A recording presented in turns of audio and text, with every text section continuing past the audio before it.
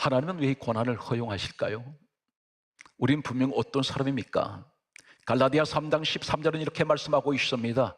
예수 그리스도께서 우리를 위하여 저주를 받으셨다고 했습니다. 아담 이후에 찾아온 죄로 인한 이 저주는 하나님과 원수를 만들었습니다.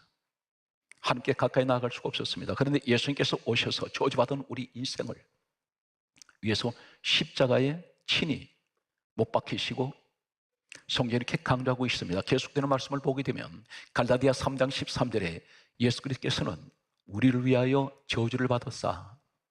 그리고 이렇게 말씀합니다. 율법의 저주에서 우리를 속량하셨다 했습니다. 속량이라는 말이 무슨 말이냐면 내가 받을 저주를, 내 죄값을 예수님이 대신 십자가에서 치르셨다는 것입니다. 그 값을 치르셨습니다. 그러면 예수 그리스도로 말미암아 나는 저주가 사라졌습니다. 요한일서 1장 7절은 이렇게 단언하고 있습니다. 예수의 피가 우리를 모든 죄에서 깨끗하게 하실 것이요, 진정한 예수 그리스도 안에 살아가는 믿음의 사람은 이 사실을 확신하시기 바랍니다. 죄는 내가 지었는데 예수님 십자가에 죽으심으로 그 흘리신 피는 나의 모든 죄를 깨끗하게 했습니다. 이제 더 이상 죄인이 아니라는 것입니다. 그래서 로마서 8장 1절에 우리를 저주할 자가 없습니다. 우린 정죄함이 없어졌습니다. 예수 그리스도로 말미암아. 한 가지 더 놀라운 사실은 요한복음 1장 12절에 예수를 믿는 사람은 하나님 자녀가 되었습니다. 이 권세를 우리가 누리고 가지고 있습니다. 하나님 자녀라면 하나님이 누구십니까? 천지 우주 만물을 지으신 분입니다. 그분의 자녀가 우리라는 것입니다. 그런데 왜 이렇게 경제적으로 어렵습니까? 왜 몸은 아픕니까? 왜 가정에 세상 사람보다 더 많은 문제를 안고 살아가고 있습니까? 전 성경에서 하나님께서 유난히 사랑하셨던 세 사람이 있습니다. 인류 역사에서 최고의 믿음의 사람들이라고 할 수 있는 사람들입니다. 이들은 최정상에 서 있던 믿음의 사람들, 지도자들이었습니다. 그 가운데 대표적인 인물이 어떤 사람입니까? 우리가 가지고 있는 창세기, 출애굽기, 레위기, 민수기, 신명기 5권의 책을 기록했던 모세라는 사람이 있습니다. 이 사람 80세에 하나님 부르셨습니다. 그리고 40년 동안 120살이 될 때까지 이스라엘 민족의 지도자로 세우셨습니다. 80년 동안 기다리셨습니다. 그리고 40년을 사용하셨습니다. 그리고 또 한 사람이 있습니다. 다윗이라는 사람이 있습니다. 전 성경에서 이 다윗에게 하신 이러한 말씀을 하신 사람은 없습니다. 사도행전 13장 22절 말씀을 보게 되면 내가 다윗을 만나니 내 마음에 맞는 사람이다, 하나님 마음에 맞는 사람이라 했습니다. 하나님 코드에 정확하게 맞습니다. 그러면서 하신 말씀이 내가 다윗을 통하여 나의 뜻을 다 이루리라, 이렇게 말씀한 사람이 없습니다. 또 한 사람이 있습니다. 능력의 상징적인 인물 엘리야입니다. 이 엘리야는 어떤 사람인가요? 3년 6개월 동안 이스라엘 땅에 비가 내리지 않았을 때에 야고보서 5장 17절에 이렇게 기록하고 있습니다. 엘리야는 우리와 성정이 같은 사람이로되 그가 간절하게 기도한 적 하나님께서 하늘을 닫으시고 다시 간절하게 기도한 적 하늘을 여시고 비를 내렸습니다. 민족을 3년 6개월 동안 가뭄이던 이 민족을 비를 내리게 한 사람이 엘리야입니다. 이 사람은 나중에 이 땅 떠날 때 죽어서 하늘나라로 간 것이 아니라 회오리 바람을 타고 불말과 불병을 타고 하늘로 올라간 사람입니다. 그런데 이 사람이 공통점이 있습니다. 하나님께서 가장 사랑하셨고 이 지상에서 가장 인류 역사에서 크게 귀하게 사용하셨던 사람들이었는데, 최정상에 서 있던 사람들이었는데, 이 사람들 모습 속에서 우리의 모습이, 고난당하는 우리의 모습이 적나라하게 그대로 마치 내가 거울을 내가 들여다보듯이 내 모습이 보입니다. 모세라는 사람을 소개하겠습니다. 모세가 이스라엘 백성들을 이끌고 광야 40년 길을 이제 가고 있습니다. 그런데 이 사람의 민수기에 와서, 이 민수기 기록된 이 말씀은 광야에 나온 지가 이미 상당 시간이 흘렀습니다. 몇 년이 흘렀는지 모릅니다. 어쩌면 중반전으로 들어갔는지 모릅니다. 그런데 이 사람이 이렇게 고백합니다. 민수기 11장 11절에 주께서 종을 괴롭게 하십니까? 하나님께 그렇게 항변하고 있습니다. 하나님, 왜 나를 괴롭게 하십니까? 그렇게 말하면서 이 모든 백성을 내게 맡기사 나로 이 짐을 지게 하십니까? 감히 해서는 안 될 말을 하고 있습니다. 이 사람은 어떤 사람이었습니까? 민수기 12장 3절에 보면 하나님께서 모세를 가르쳐 모세는 지면의 모든 사람보다 가장 온유함이 뛰어나더라. 대단히 성격이 부드럽고 인격적이었던 이 모세를 그렇게 하나님께서는 평가하셨는데 성경은 누가 기록했습니까?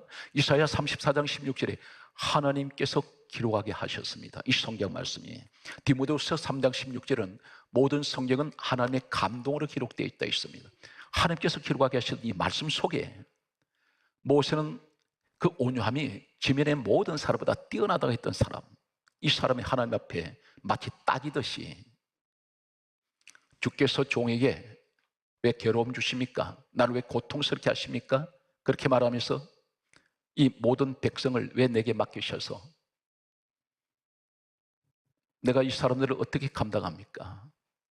이 사람이 이런 말을 하면서 민수기 11장 12절에 보면 한 걸음 더 나가서 이렇게 말합니다. 내가 이 백성을 배웠습니까? 이 백성을 내가 낳았습니까?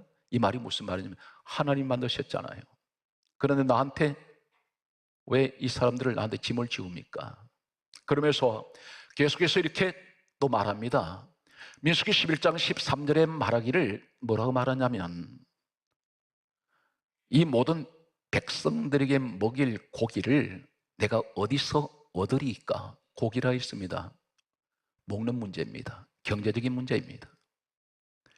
내가가 계속 나옵니다. 각 구절마다 내가 하나님은 없습니다.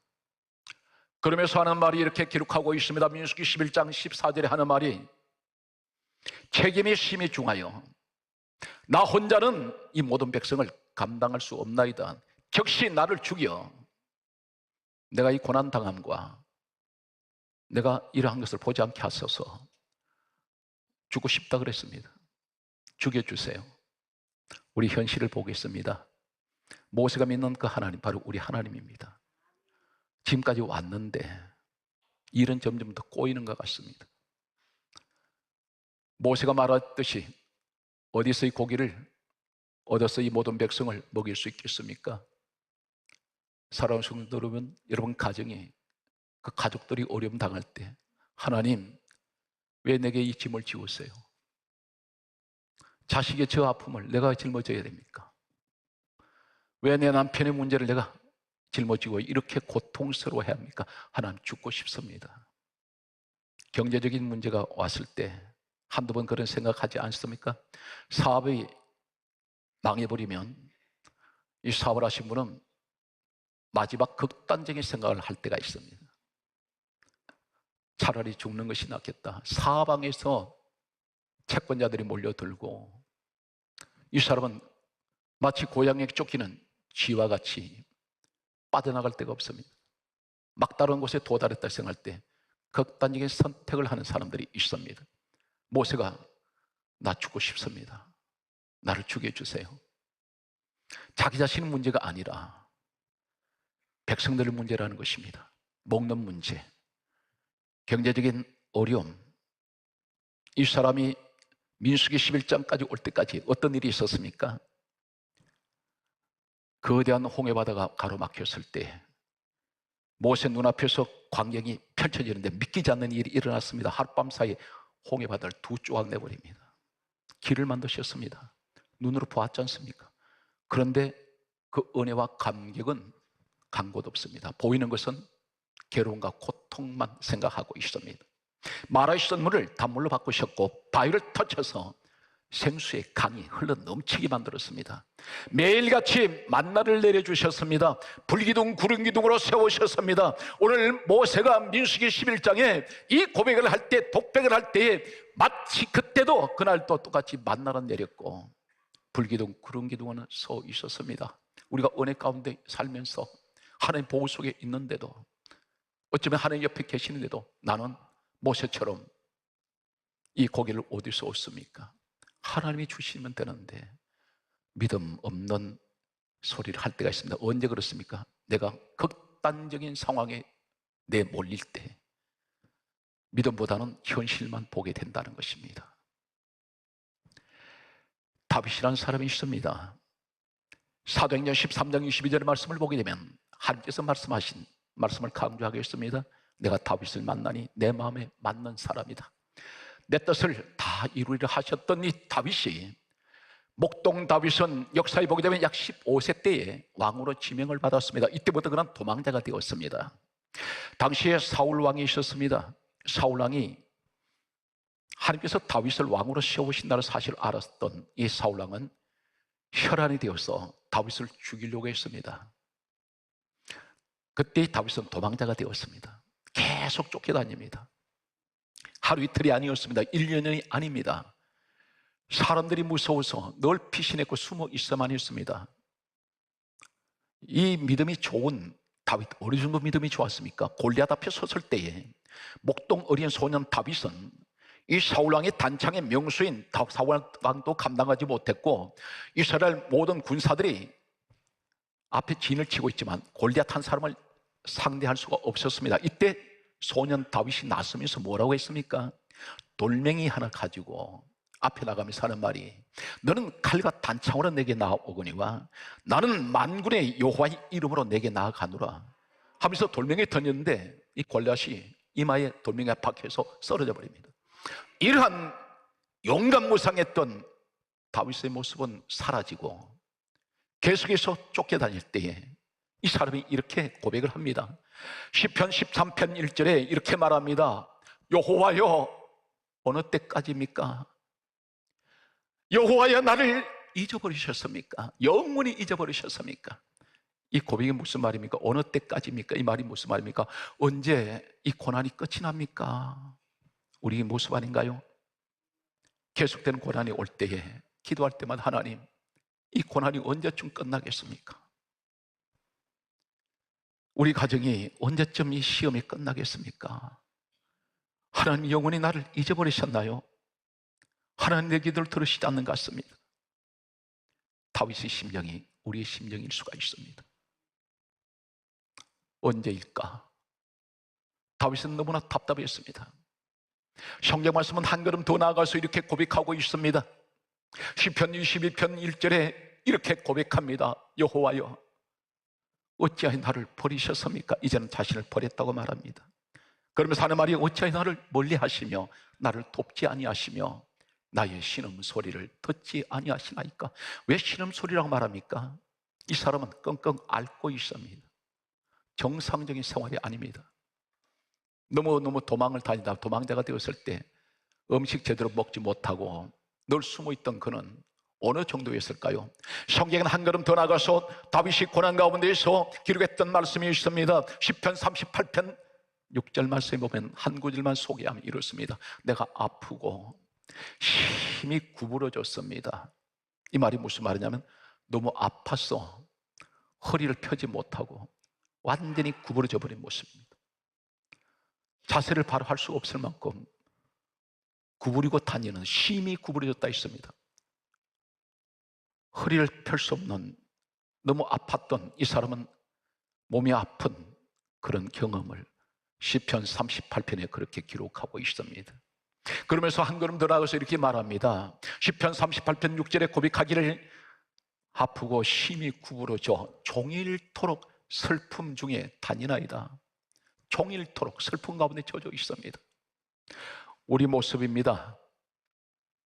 성경은 계속해서 우리에게 뭐라 말씀하셨습니까? 믿는 자가 복이 있도다 했는데, 교회를 나오면 목사님을 통해서 계속해서 위로의 말씀같이 들려주는 소리가 믿음대로 됩니다, 믿음을 가지세요, 하나님 축복하십니다 그랬는데 그 믿음이라는 것이 내게 현실에는 와닿지 않습니다.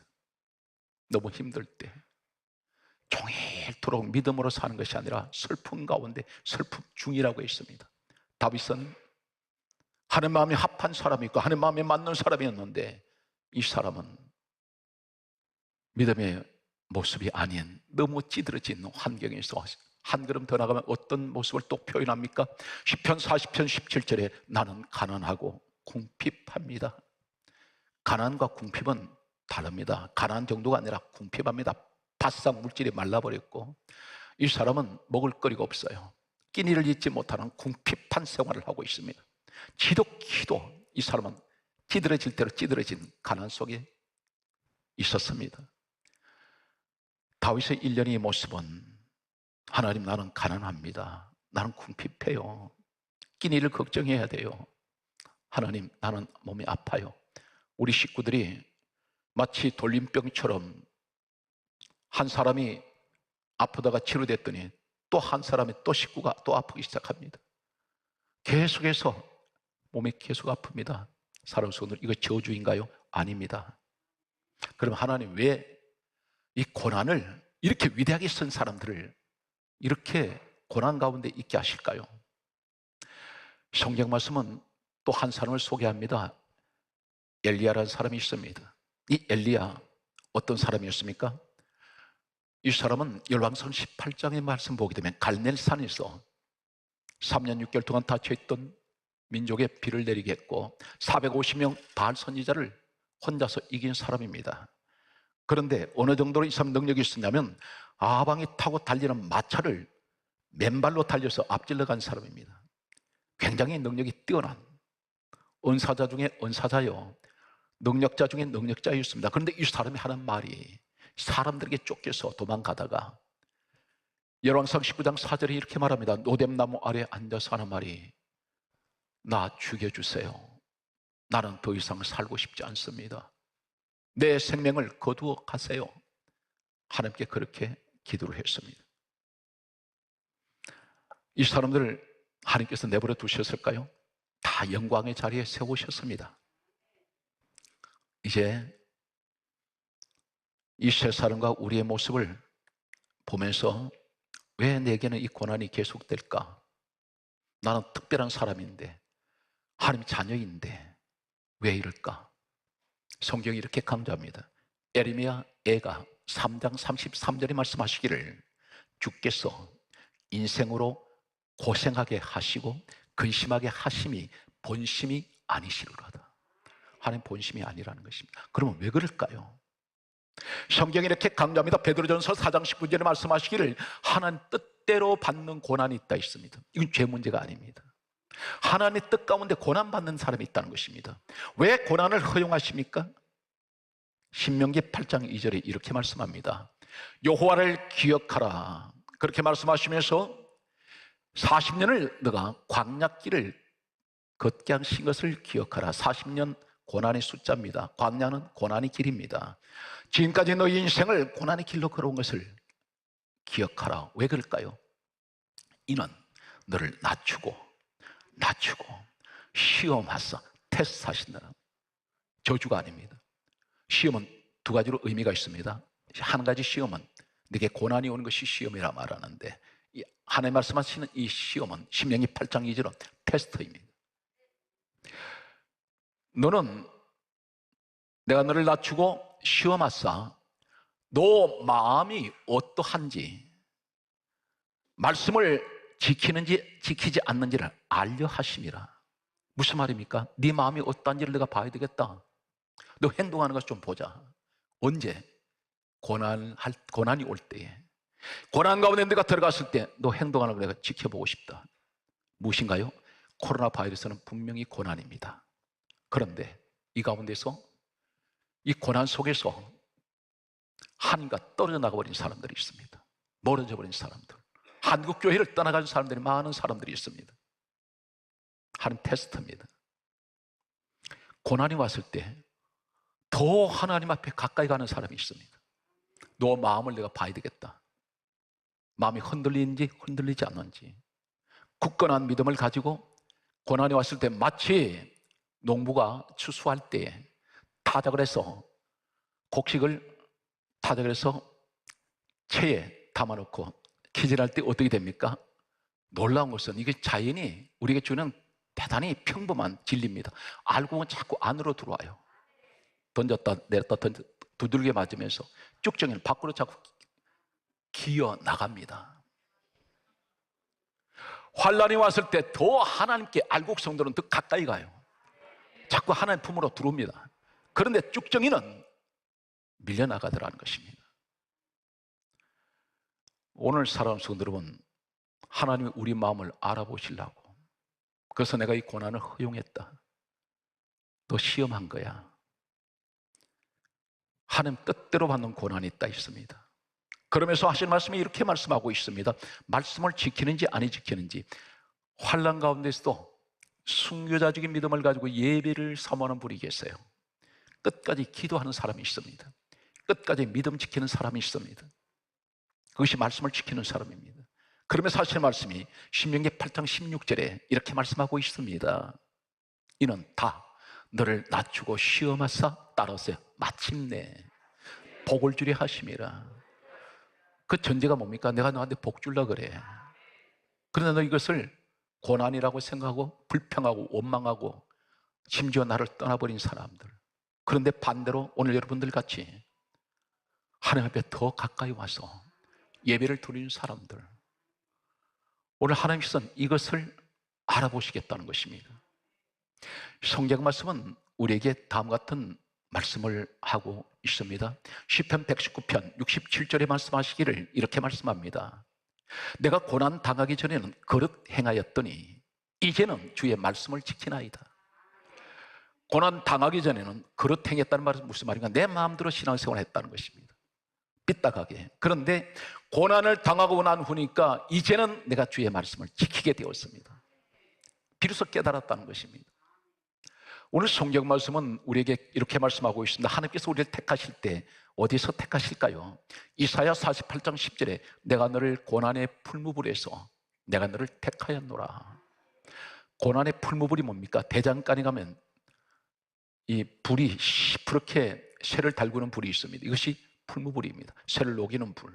이런 고난 가운데서 택하셨다는 것입니다. 여기서 알곡 쭉정이가 가려지는데 불 속에 들어가면 유난히 빛을 반짝거리는 것들이 있습니다. 금, 은, 보석은 불에서 나온 것들입니다.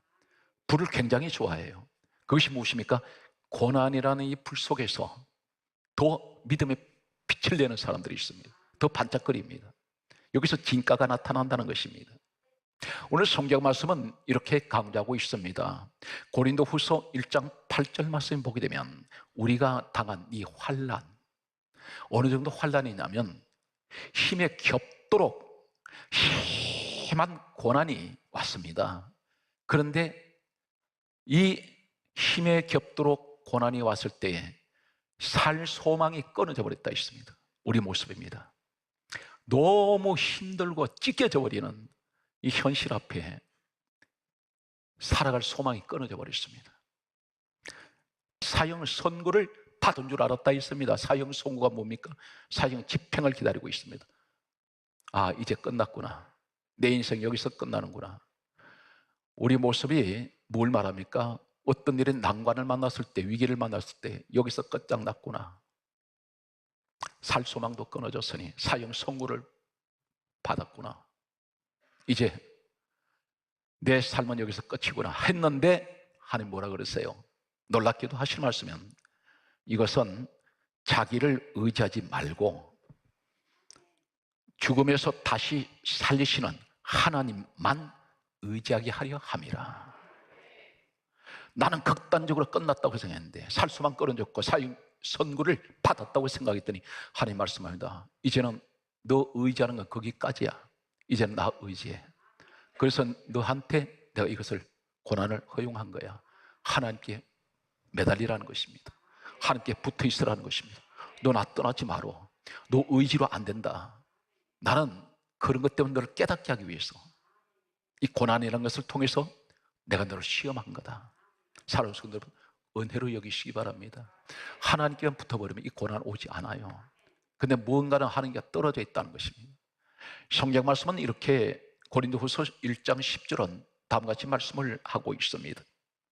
우리를 이같이 큰 사망에서 건지셨고 따라서 또 건지실 것이며 이후로도 건져주실 것을 나는 바라노라. 사랑하는 성도 여러분, 하나님은 의지하라는 것입니다. 말씀의 결론이 되겠습니다. 성경 말씀은 우리에게 다음 같은 말씀을 하고 있습니다. 베드로전서 4장 12절에 하시는 말씀인 사랑하는 자들아, 우리 보고 사랑하는 사람들아, 아가페예요. 사랑하는 자들아, 뭐라고 말씀합니까? 너희가 너희를 연단하려고 오는 불시험을 이상한 당하지 이상히 여기지 마라. 우리한테 찾아오는 이 불시험이 있습니다. 이 환난이 이상하게 여기지 말고 그리스도의 고난에 참여하는 자같이 절구하고 기뻐하여라. 주님이 나를 위해서 십자가를 지신 같이 그 현장에 나도 십자가를 지고 있다고 생각해라. 이렇게 말씀합니다. 너희가 예수 그리스도 이름으로 치욕을 받으면 복 있는 자로다. 하나님의 영광의 영 성령께서 너 위에 와 계심이라. 이 고난을 통해서 하나님 영광의 영이 와 계신다는 것입니다. 베드로전서 5장 10절에 이렇게 말씀합니다. 잠깐 고난이라고 말합니다. 이 세상의 고난은 잠깐이에요. 잠시 후면 끝이 납니다. 고난이 영원하지 않다는 겁니다. 잠깐 고난을 받는 너희를 어떻게 하세요? 따라하세요. 온전하게 하시고 굳건하게 하시고 강하게 하시며 터를 견고하게 하시리라. 이 터가 어디입니까? 여러분 가정입니다. 내 삶의 터전입니다. 그것을 어떻게 해요? 견고하게 흔들리지 않도록. 그래서 하나님이 온전하게 하시고 굳건하게 세워주시고 강하게 만드셔서 터를 견고하게 해주신다 했습니다. 우리 주님의 십자가 사건은 그 십자가는 고난은 잠깐이요, 우리 주님은 무덤에서 사흘 만에 부활하시고 그리고 영광의 하늘 보좌에 오르셨습니다. 그래서 한 가지, 우리는 이 고난이 없이 크라운, 왕冠만 받으려고 그래요. 그런데 노 크로스 노 크라운, 이 말이 무슨 말입니까? 고난이 없는 영광은 없습니다. 아이가 태어날 때 반드시 산모에 비명을 지릅니다. 살이 찢어집니다. 피를 흘립니다. 그리고 생명은 태어납니다. 우리에게도 그 과정이 있습니다. 오늘 예수 그리스도 안에서 자유하시고 이 고난에 허용하신 하나님의 뜻을 깨닫고 절대 용기 잃지 말고 험한 세상에서 승리하시는 예수의 사람이 되시기를 주의 이름으로 축복합니다.